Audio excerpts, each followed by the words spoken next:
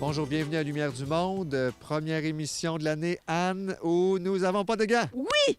Yes! La joie de Pâques, la joie de ce printemps qui est enfin là. Oui. On est dans l'octave, d'ailleurs. Absolument. Et le premier dimanche de Pâques, c'est une fête moins connue en Église. Oui, tout à fait, Jasmin. C'est la fête de la Divine Miséricorde. Alors, elle a été instituée par Saint Jean-Paul II à la suite d'une révélation de sœur Faustine, qui était polonaise, je crois. Et on part à la découverte de cette fête-là dans notre émission. Et puis, autre sujet à l'émission cette semaine, un peu plus sérieux. On se trouve ici à la Maison Gomain, qui est une ancienne prison pour femmes, qui a été une prison pour femmes pendant près de 60 ans.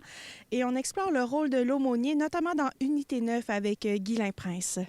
Et pour débuter l'émission, tout récemment, il y a eu dans une brasserie de Québec une rencontre, conférence avec le frère Simon-Pierre Lessard. Et le sujet portait sur Dieu et le sexe. Et ma foi, c'était très intéressant. J'y étais et je suis très heureux que vous allez pouvoir y goûter un peu avec notre émission aujourd'hui. Bonne émission.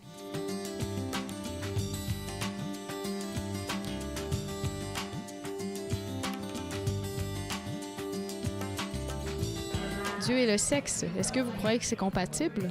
Souvent, on a plutôt tendance à séparer ces termes.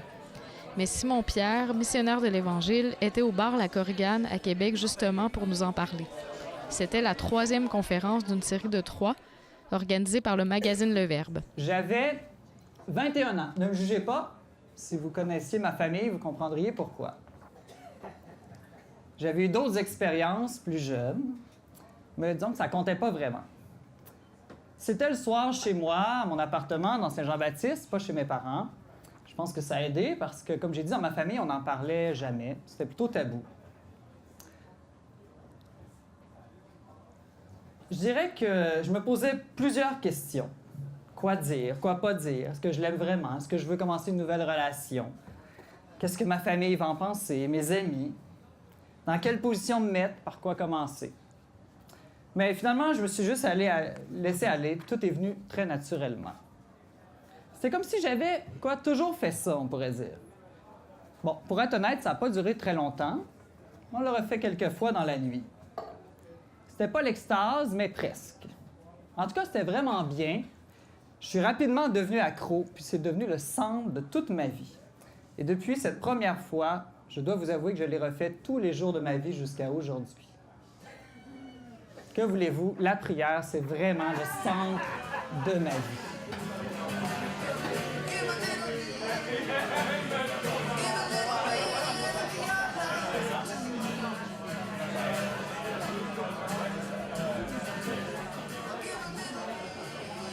Le sexe avec amour est plus plaisant. Plus il y a d'amour dans le sexe, plus il y a de plaisir. Le sexe avec le plus grand amour est le sexe le plus jouissif. C'est pourquoi Dieu est contre le sexe sans amour, on pourrait dire, et que Dieu est pour le sexe avec amour. Dieu dit non au sexe moins plaisant pour mieux dire oui au sexe plus plaisant. Quels sont les éléments que tu as retenus qui éclairent un peu la question de la sexualité différemment? J'ai retenu surtout la notion d'engagement dans la sexualité que je connaissais, mais de façon beaucoup plus théorique. Là, je l'ai vue, je l'ai comprise de façon plus pratique. Et sans l'amour, il n'y a pas vraiment de plaisir dans la sexualité. Donc ça aussi, c'était la façon de l'expliquer qui était brillante. Je connaissais déjà les concepts, là. C'est vraiment la logique derrière ça. Ça rejoint mes aspirations parce que moi, je suis pour le bon plaisir et le plaisir sain. Puis il a mis dans la même conférence Église, Dieu et bon sexe. Magnifique.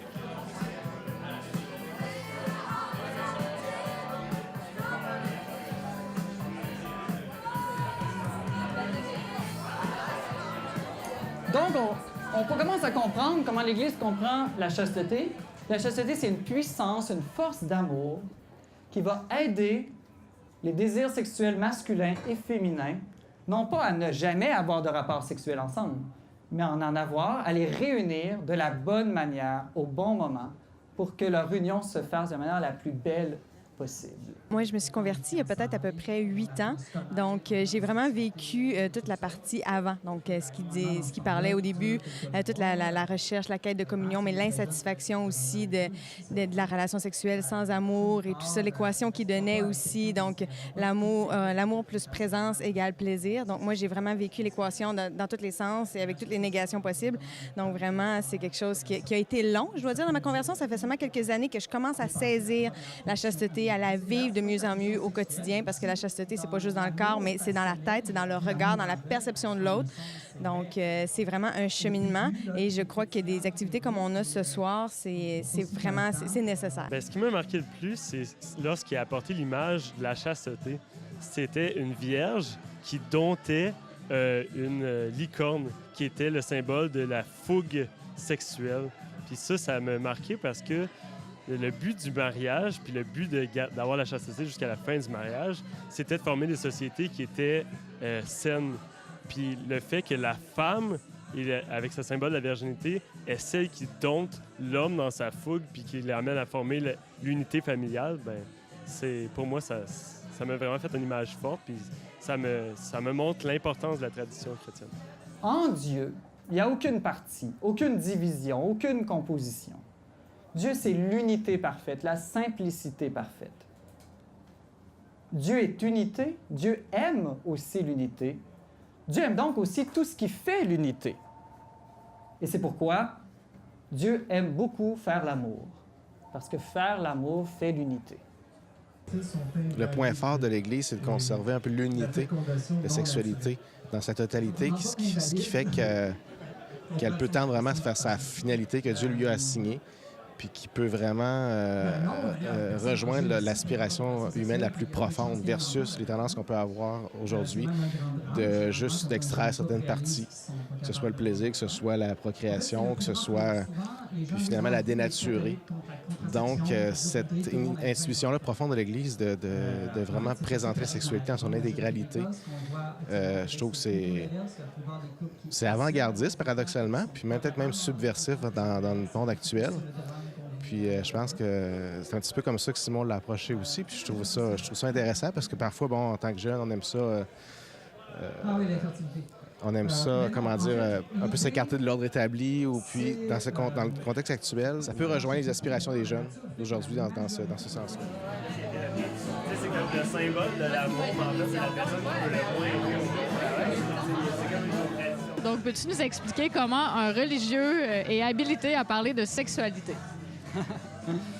Très bonne question, mais en fait, on n'est pas obligé d'avoir nécessairement l'expérience d'une chose pour pouvoir en parler. Ou prenons par exemple, les hommes peuvent parler de Dieu ou des animaux sans être ni Dieu ni un animal.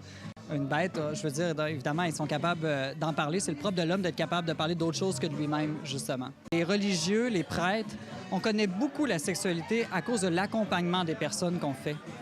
On accompagne beaucoup de gens mariés, des gens qui ont une vie sexuelle active, et ça nous donne accès à une multitude d'expériences de vie sexuelle différentes. Donc, à la différence d'une personne laïque qui, elle, souvent va parler de la sexualité à partir de sa propre expérience, qui est une expérience unique, nous, souvent, on en parle à partir de dizaines ou de centaines d'expériences qui nous est partagée. D'une certaine manière, ça nous donne, on pourrait dire même, une plus grande objectivité sur la question. Réenchanter le sexe, tout comme réenchanter la vie, l'amour, le monde, sera la grande révolution du 21e siècle, le grand bond en avant. Et ce réenchantement ne se fera pas sans un retour au grand enchanteur.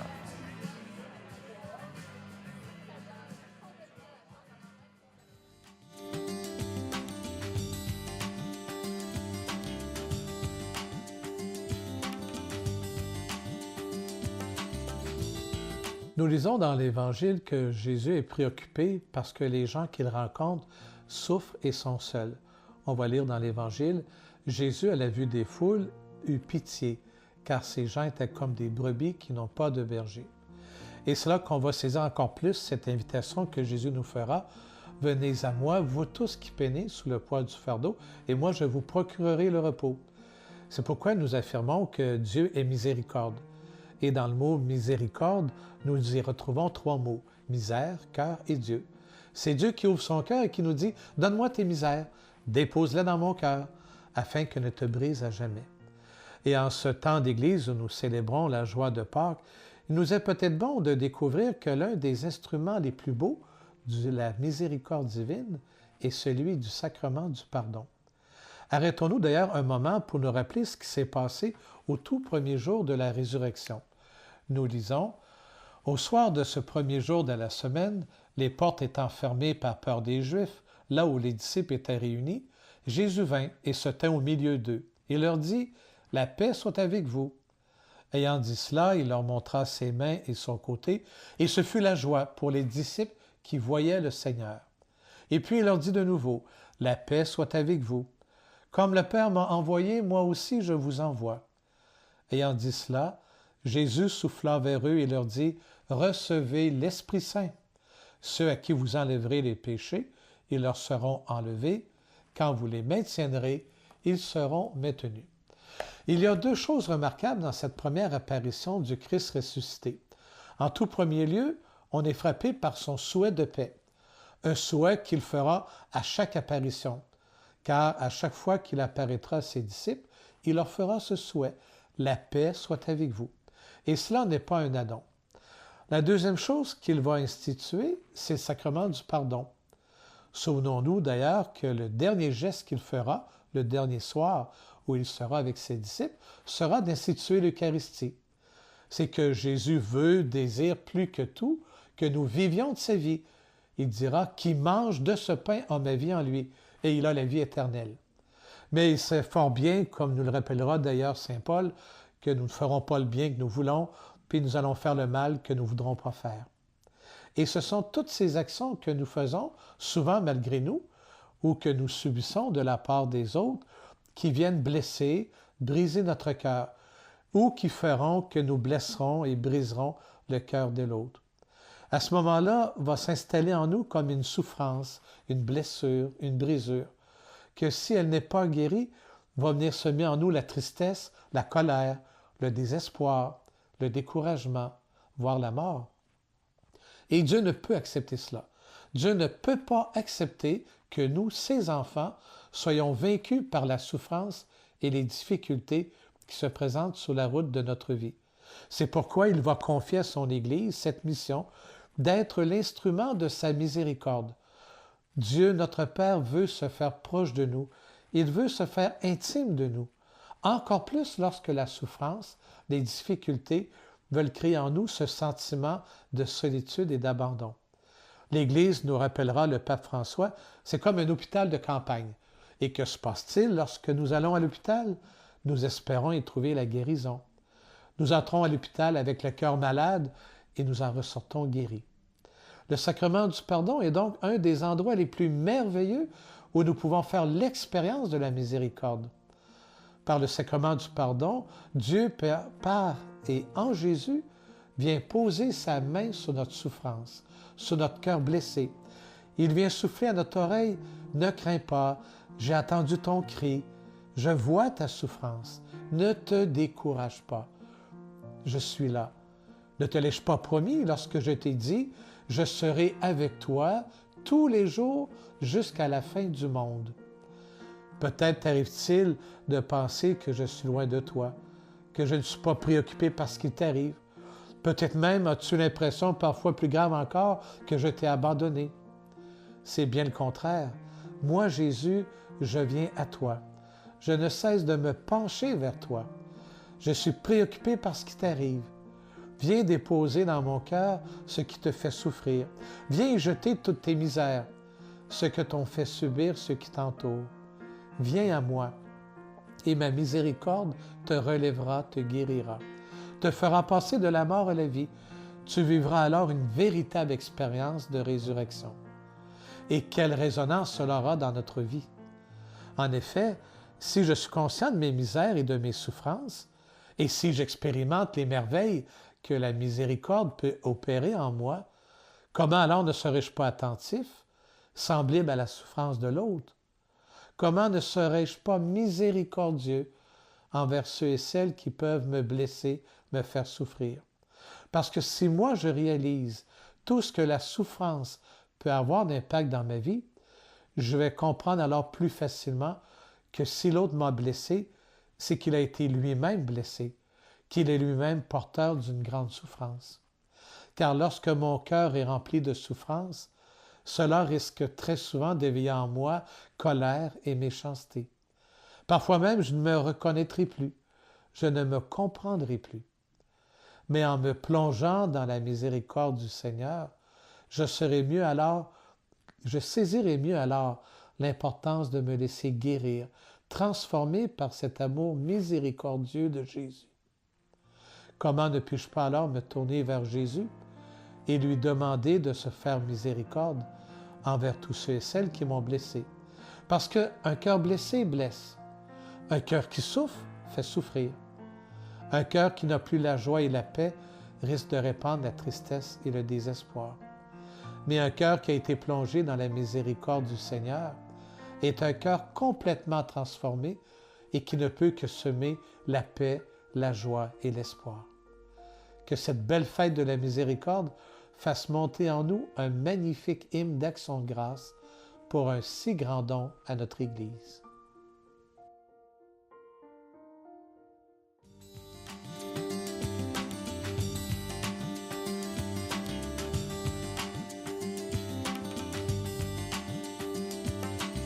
C'est à l'ombre d'une magnifique propriété qui s'appelle la maison Gomain, ici à Québec, que nous commençons une chronique sur la série télévisée québécoise qui s'appelle Unité 9.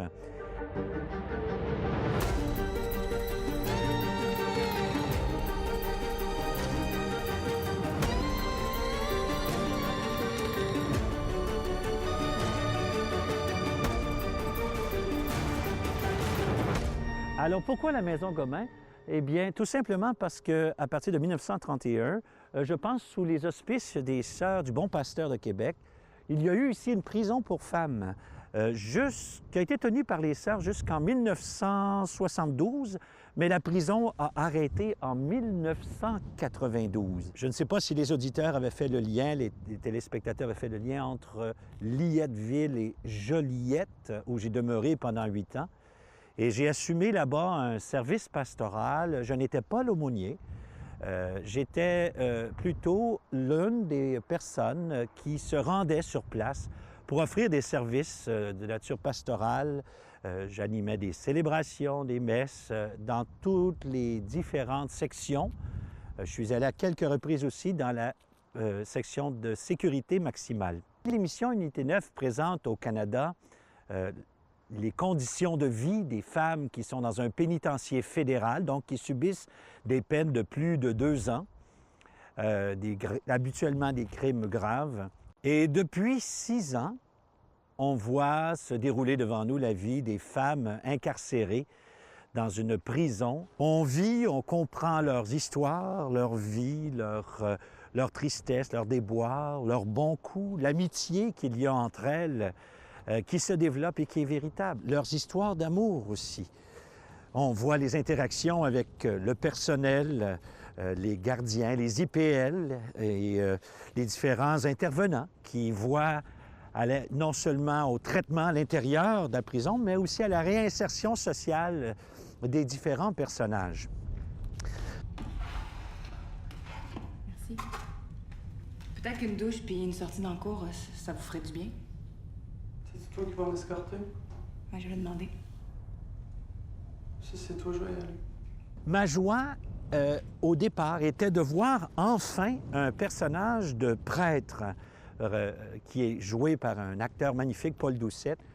Son nom est Georges Sainte-Marie, un homme qui était au départ très compatissant, bienveillant, attentionné.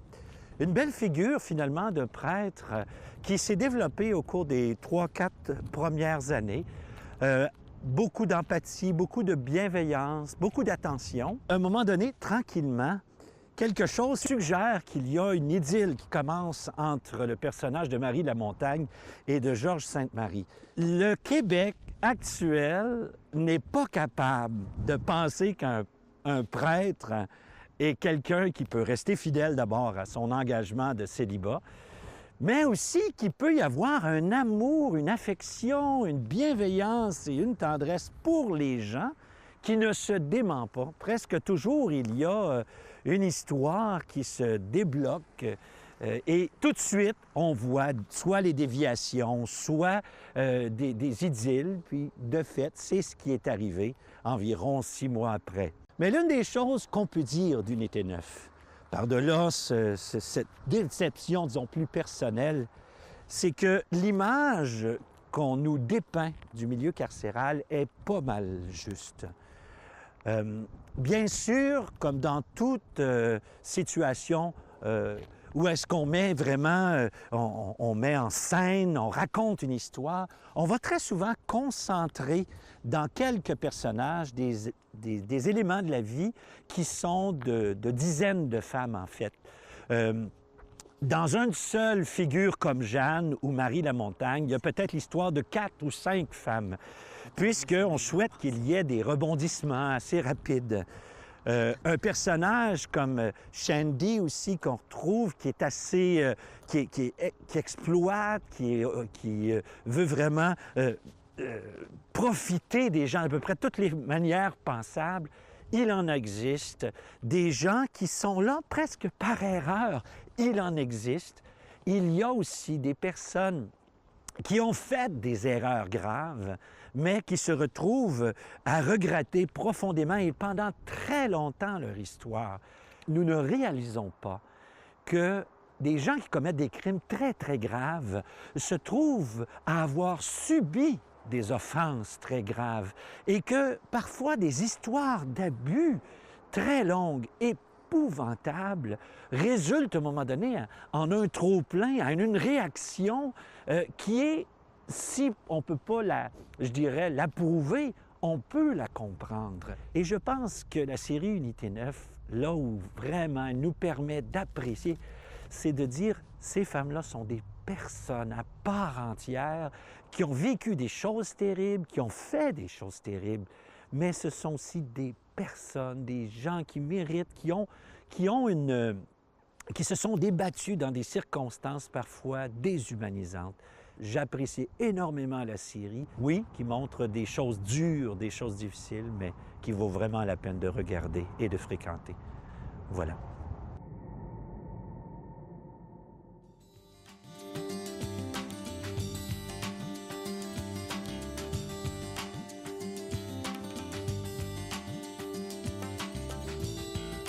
Vous vous demandez peut-être comment ça se passe, comment ça se réalise une diffusion en direct de l'ampleur de celle qu'on fait pour les célébrations. On va vous montrer ça. Et nous avons plusieurs caméras pour tourner toutes les images que vous voyez. Il y en a une à la chaire, on en place une au jubé, une en avant, on voit le trépied ici, et une caméra épaule qui se promène aussi dans le cœur. Et qu'est-ce qu'on fait avec ces images-là? Eh bien, elles se promènent dans le fil. Et là, on va vous montrer le passage secret de tous nos fils. Je peux pas l'ouvrir. C'est pas grave. On va aller vous montrer qu'est-ce qui se passe en bas. Venez voir ça. On appelle ça le Puy de Jacob. On est à la cathédrale de Québec. Vous avez notre salle d'équipement. On appelle ça ici le Puy de Jacob, où on met tout notre équipement. On va d'abord vous montrer ce fameux fil qui part d'en haut dans la cathédrale. Ici, vous êtes dans les décombres, ou on peut dire la cave au trésor. Alors, vous voyez que c'est loin. J'irai pas jusqu'au bout, mais je vous montre que le fil descend jusqu'en haut, vient ici, se promène derrière. Et ensuite, les images rentrent ici à la régie. Et c'est Martin, ce soir, qui est à la régie. Bonjour, Martin. Bonjour. Ça va bien? Oui, merci. Il y a un petit stress avant de commencer, mais on est pas mal bien prêt, là. Alors, explique-moi, qu'est-ce que tu fais, là? OK. Ici, il y a 4 caméras qui sont dans la cathédrale en ce moment. Ils sont reliés par le câble que tu as suivi. Ils rentrent dans le système qui est là. Et moi, je les vois ici. Actuellement, il y a juste 2 personnes en place, là, la caméra 1 et la caméra 4. Mais tout à l'heure, on voit la 2 et la 3. Et puis, on regarde les images. On choisit les meilleures images durant la célébration pour que les gens puissent vivre le mieux possible ce qui se déroule ici, là. Alors, en même temps, on a le système de ClearCom ici qui nous permet de parler aux gens, aux caméramans. Et puis, on peut leur dire, OK, donne-moi les cardinals en gros plan, donne-moi l'assemblée, donne-moi la chorale. Et on peut passer d'une caméra à l'autre ensuite de ça. C'est vraiment un grand travail. C'est un travail d'artisan que fait Martin. Choisir les meilleures images. Il doit avoir les réflexes très vite, comme nous, les caméramans d'ailleurs. Là, vous voyez que je porte la chemise de CDQ parce que ce soir, je ne suis pas seulement devant la caméra, je serai derrière une caméra. Et tout ça, bien, pour vous apporter les célébrations, pour vous rapprocher de notre Église et du Christ. Alors, merci d'être avec nous pour ces célébrations-là.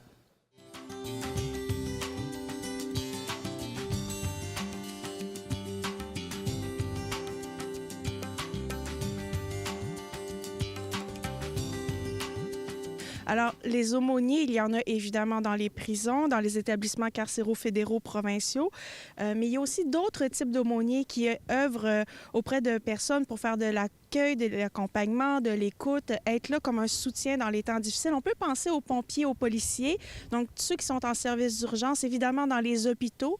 Il ne faut pas oublier les militaires. Et c'est vraiment un rôle... une vocation particulière, je dirais, pour venir en aide à des populations bien précises qui vivent des situations particulières. Oui, merci à leur travail. La semaine prochaine à l'émission, on vous présente le second vlog de Brigitte Bédard qui porte sur les différences hommes et femmes. On parle d'un repas pascal qui s'est déroulé à Sainte-Marie-de-Beauce. Et puis les servantes du 5 heures de Marie qui ont leur maison à Beauport depuis fort longtemps, déménagent toujours à Beauport, mais elles vont habiter avec les Ursulines, donc leur départ de leur maison provinciale de Beauport. À la semaine prochaine. Aujourd'hui, c'est que la terre de mission, elle est tout autour de nous. Je sors de chez moi, je suis en terre de mission. J'aime partager ma foi via les réseaux sociaux. Et quand je vois une bonne vidéo, je vais la partager avec mon réseau.